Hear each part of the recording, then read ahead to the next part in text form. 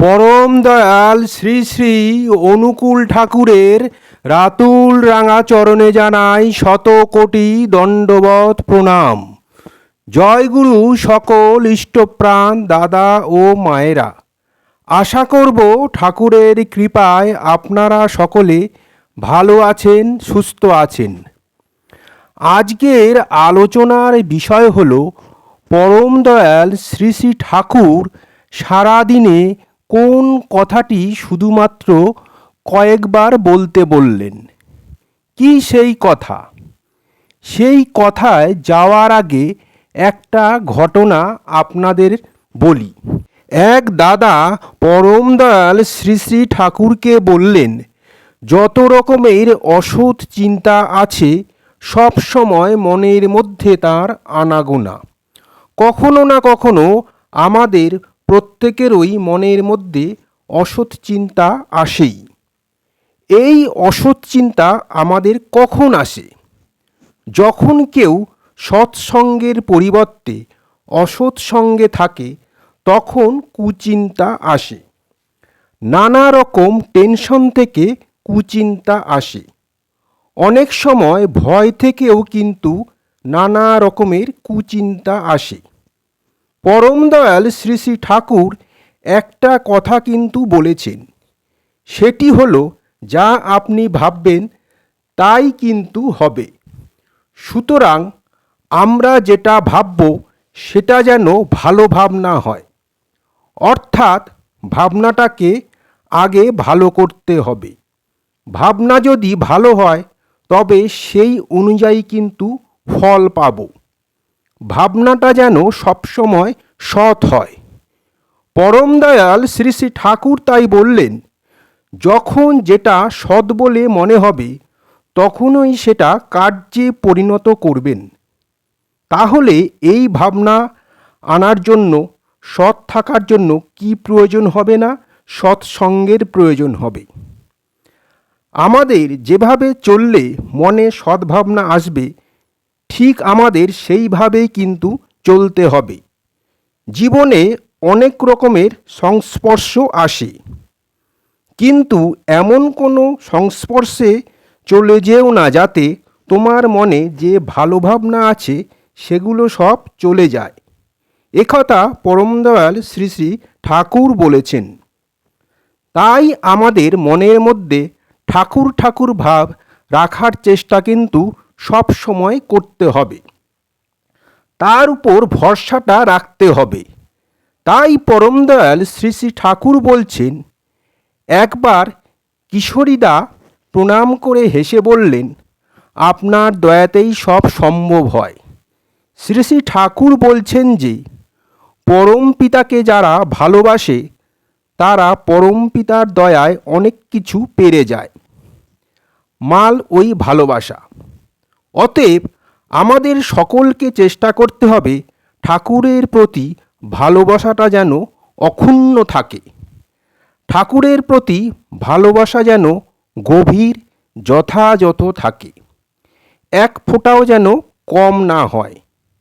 যদি ভালোবাসায় এতটুকু ফাঁক থেকেও থাকে, সেই ফাঁকটাকে ভরানোর চেষ্টা করতে হবে। সুতরাং পরম দয়াল শ্রী শ্রী ঠাকুরকে যদি শ্রদ্ধা ভরে, ভক্তি ভরে ভালোবেসেছ, সেই ভালোবাসায় এবং তার দয়ায় কিন্তু সব সম্ভব হবে।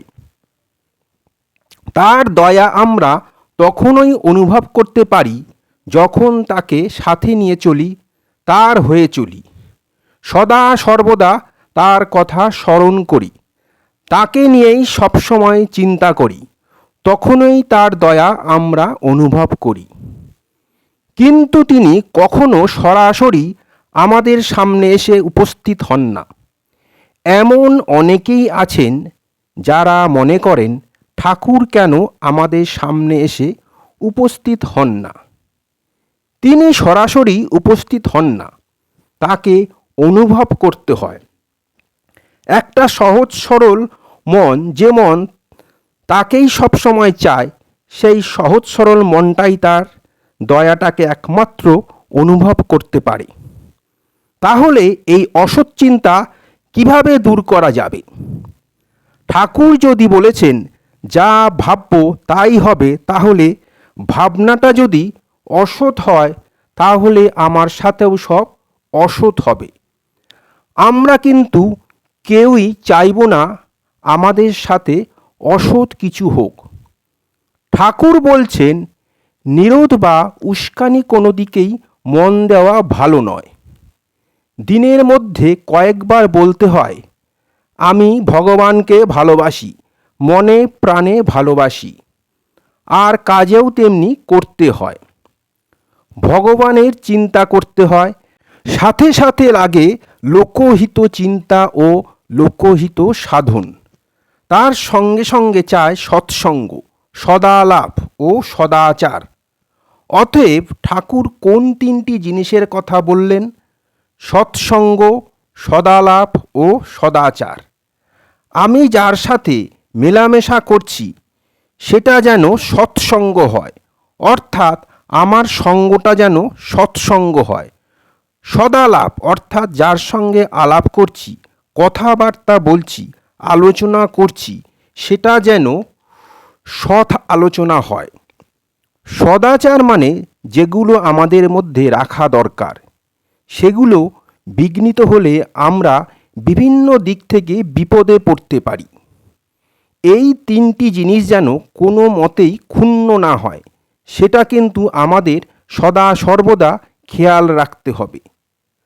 ভালো লোক যদি আশেপাশে না পাওয়া যায় তবে ভালো বই পড়তে হয়, এতে অসৎ চিন্তার স্রোত আপনা থেকেই কমে যায়। অর্থাৎ আমার আশেপাশে বা আমার প্রতিবেশী যারা আছেন তাদের সঙ্গে যে আমি মেলামেশা করছি সেটা যদি আমার মনে হয় আমার জন্য ভালো নয়, তখন সেই মেলামেশা ত্যাগ করতে হবে।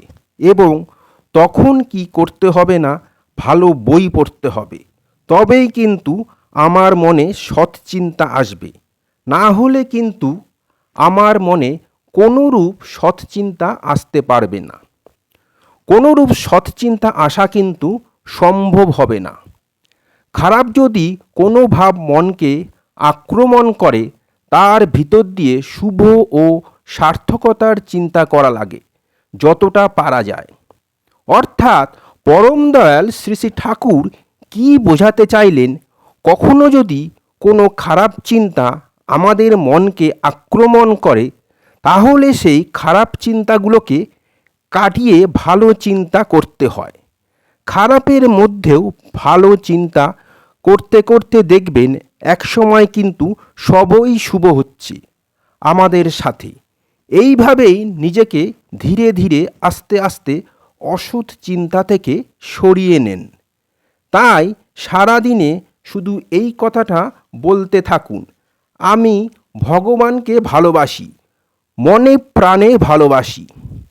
এইভাবে ঠাকুরকে সাথে নিয়ে চলতে থাকুন, দেখবেন মনে কোনোরূপ অসৎ চিন্তা বাসা বাঁধা তো দূরস্থ, মনের মধ্যে উকি দিতেও পারবে না। এইভাবে চললে দেখবেন জীবনে সব কিছু শুভ হবে, ভালো হবে। আজকের ভিডিওটা এখানেই শেষ করলাম। আশা করব ভিডিওটা আপনাদের ভালো লাগবে। ভিডিওটা ভালো লাগলে লাইক করবেন, বেশি বেশি করে শেয়ার করবেন, যাতে আরও অনেকেই উপকৃত হন। আমার চ্যানেলটা সাবস্ক্রাইব করবেন এবং আমার পাশে থাকবেন। এরকম আরও অনেক অজানা ঠাকুরের তথ্য নিয়ে যাতে হাজির হতে পারি। সবাই ভালো থাকবেন, সুস্থ থাকবেন, আনন্দে থাকবেন। ঠাকুরের কাছে এই প্রার্থনা করি, ঠাকুর সর্বদাই আপনাদের যেন ভালো রাখে। কালকে আবার অন্য ভিডিও নিয়ে হাজির হব। জয় গুরু, বন্দে পুরুষোত্তমম।